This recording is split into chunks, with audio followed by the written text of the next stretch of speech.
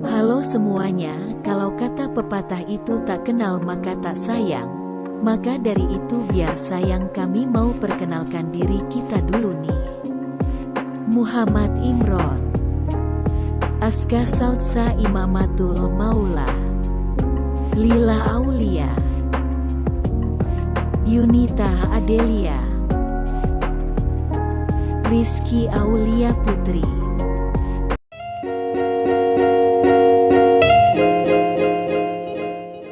Assalamualaikum warahmatullahi wabarakatuh.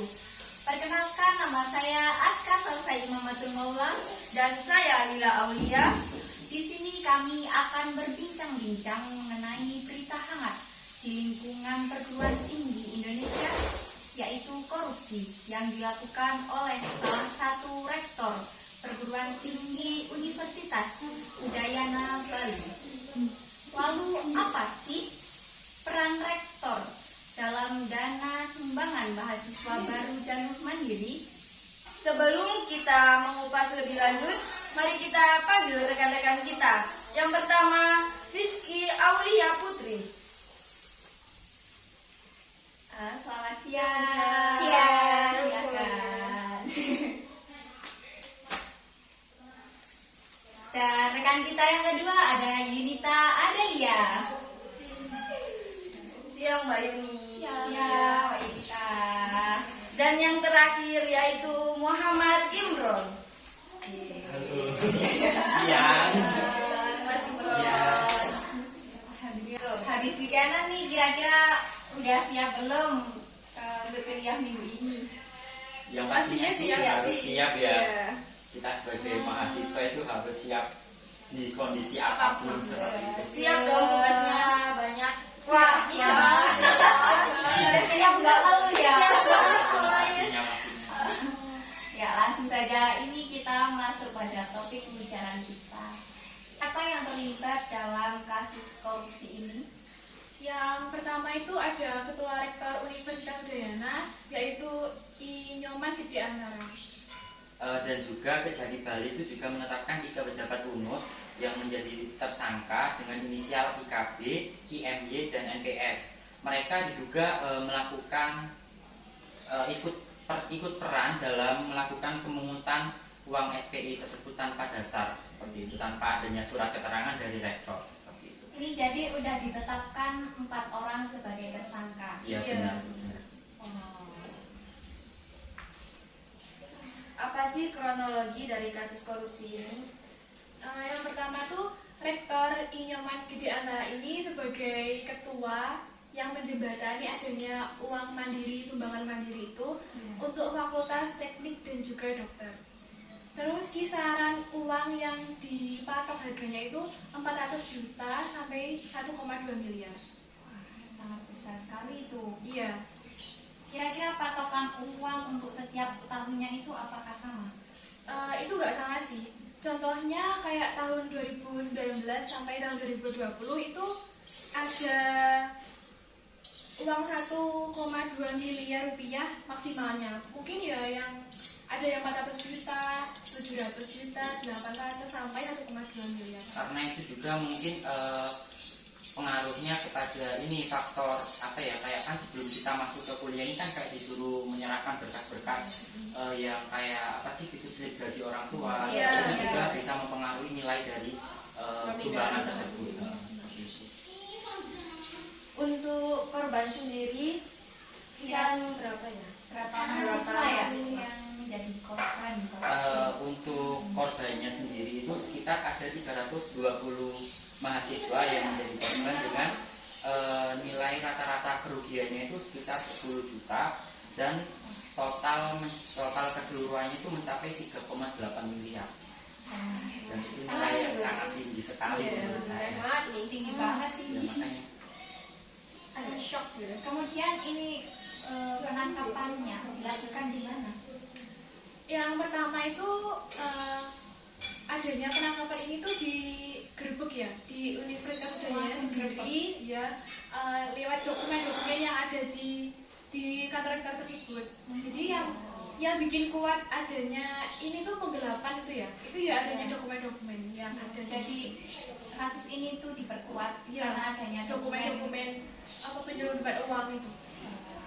Dan mungkin juga dari mahasiswanya sendiri mungkin kayak merasa keberatan ya dengan nilai yang cukup fantastis tersebut, dan akhirnya mereka mungkin kayak apa sih kayak merasa kurang, iya, merasa kurang aneh, sama iya, masukan merasa aneh, dan saran juga gitu. mungkin mereka kayak Menyuarakan pendapatnya gitu. ya, Kok gini sih media gitu. sosial. Kok nggak kayak sama Kayak adanya laporan seperti itu. Ya, kita kan udah bayar mahal gitu, tapi kok mana sampai sekarang kok nggak ada apa-apa gitu. Mungkin satrasnya kurang baik atau Iya. seperti apa. Kemudian kejadian ini itu terungkap dari bulan apa ya?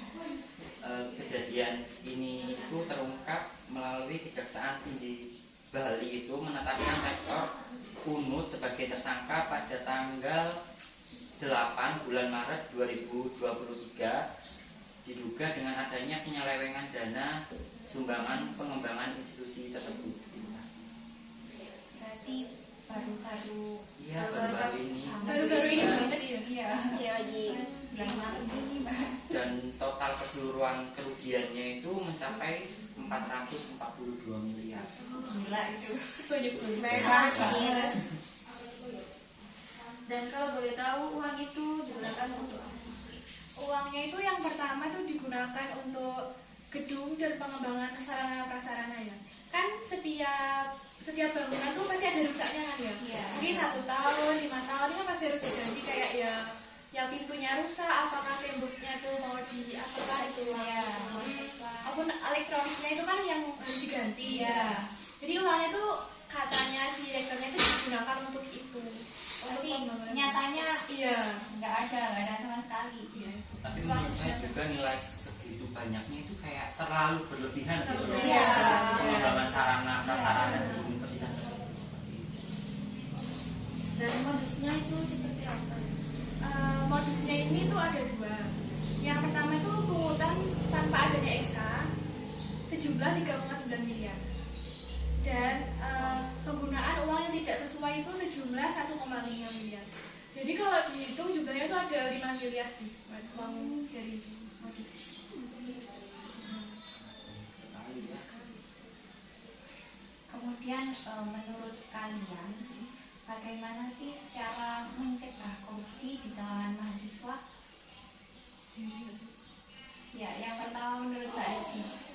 Kalau menurut saya sendiri sih yang paling penting dari mahasiswa ini tadi tuh ya sikap sehari-hari gitu, gimana kita bertindak sesama teman, terus tuh kejujuran, kedisiplinan dari hal-hal kecil, ya kayak kita menghargai orang juga penting. Dan terus tambahan juga tuh kayak apa ya, kekuatan keimanan dari diri kita sendiri gitu. Kayak kita kalau misalnya belum merasa puas pasti ada aja gitu kayak tuntutan yang bikin kita melakukan tindakan kriminal kayak tadi.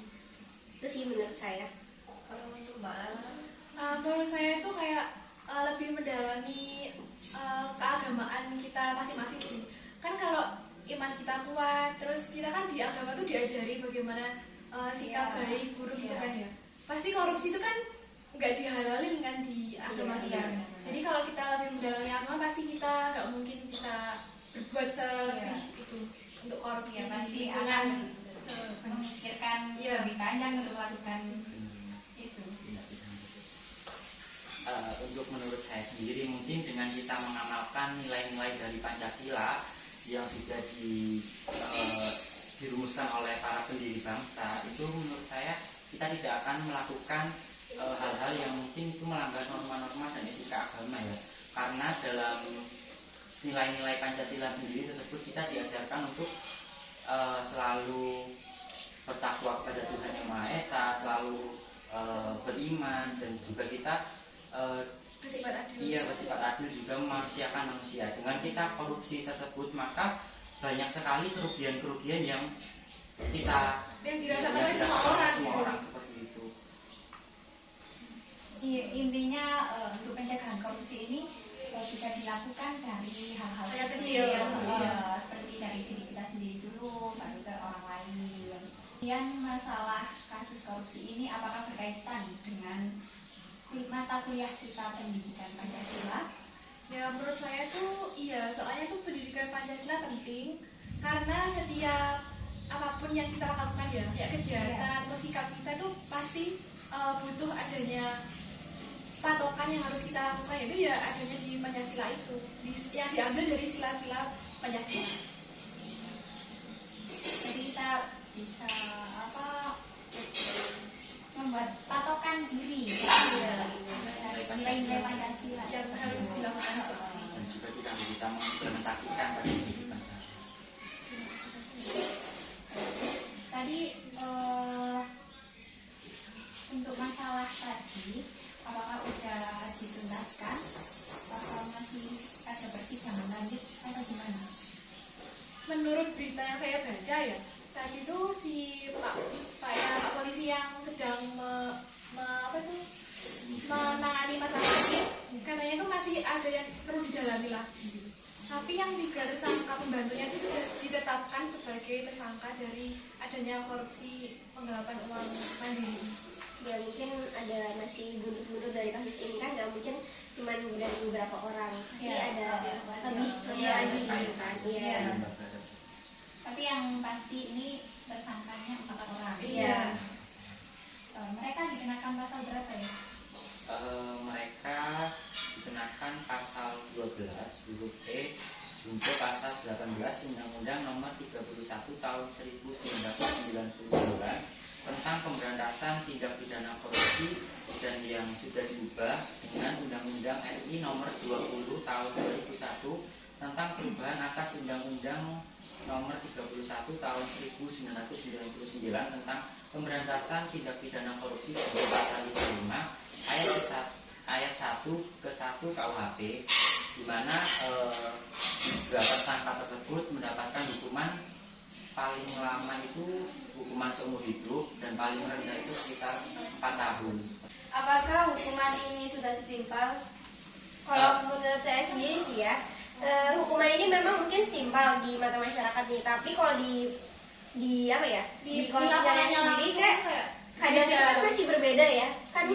Istilahnya pemerintah itu gila uang gitu ya, jadi kadang itu bisa dibeli dengan uang gitu. Jadi dengan kita membayar uang tadi itu hukuman kita itu bisa lebih ringan. Makanya pemerintah kan kayak dengan hukum Indonesia ini kayak masih lumayan gitu ya, bisa dibeli. Apalagi kan rakyat yang memiliki kekuasaan itu kayak menjadi lebih utama gitu loh, daripada kayak orang-orang yang biasa saja gitu. Malahan kan seharusnya orang yang memiliki suatu kekuasaan itu harus memberikan contoh kepada masyarakat seperti oh ini loh aku sebagai pejabat gitu, saya kalau dapat hukuman ya udah saya jalani tanpa adanya pembayaran uang tersebut untuk meringankan suatu hukuman seperti itu. Dari masalah ini juga kayak Pancasila ini dianggap remeh sekali gitu, padahal kan kita sudah berpegang teguh pada nilai dasar Pancasila yang itu dari 5 poin tadi itu kayaknya semuanya tuh udah dilanggar gitu, terutama yang nilai Pancasila pertama dan sampai yang kelima gitu, yang selain merugikan mahasiswa juga merugikan masyarakat sekitar gitu. Jadi masyarakat tuh kayak nggak percaya lagi loh sama orang tersebut ataupun lingkungan tersebut gitu. Nama dari Universitas Udayana itu kayak jadi lebih buruk gitu loh. Merusak nama baik dari sebuah lembaga. Dan juga rata-rata yang melanggar nilai-nilai dari Pancasila ini sendiri itu kayak orang-orang yang itu tadi yang memiliki kekuasaan, malah mereka yang seharusnya jadi contoh, mereka yang melanggar sendiri seperti itu. Orang-orang biasa itu kayak kurang percaya. Jadi mungkin ini salah satu gimana ya, faktor yang menyebabkan nilai-nilai Pancasila itu bisa luntur karena ya mereka sendiri yang merusaknya gitu. Yang seharusnya memberi contoh baik, akan tetapi mereka yang melanggar hal tersebut. Jadi tugas kita sebagai masyarakat ataupun mahasiswa sekarang ini yaitu tadi menerapkan nilai-nilai Pancasila dari hal-hal yang terkecil. Jadi dari kesadaran diri sendiri kita bisa mengurangi gitu tindakan-tindakan yang seperti itu tadi. Jadi kayak nggak usah takut lah buat speak up atau angkat sama lingkungan kita. Lebih baik gitu sih, kalau nggak kita mulai awal, nanti itu lebih besar Iya. nggak akan terbuka Lebih gitu loh. luas masalahnya. Lebih luas. Lebih baik. Ya, semoga saja di negara kita ini menjadi lebih baik. Iya. Amin. Amin. Itu harapan kita semua. Iya, kita semua kayaknya. Karena sekarang untuk Indonesia adalah Indonesia maju. Iya. Maju. Sekian pembicaraan pada hari ini. Terima kasih pada teman-teman yang telah meluangkan waktu untuk hadir di sini untuk membahas tentang korupsi ini. Dan dapat kita simpulkan bahwa korupsi ini merupakan tindakan kriminal, juga merugikan mahasiswa dan merusak nama baik universitas tersebut. Tindakan korupsi ini dapat dihentikan jika semua pihak mampu mengamalkan dan mengimplementasikan nilai-nilai Pancasila dalam kehidupan sehari-hari. Sekian dari kami, kurang lebihnya mohon maaf. Wassalamualaikum warahmatullahi wabarakatuh.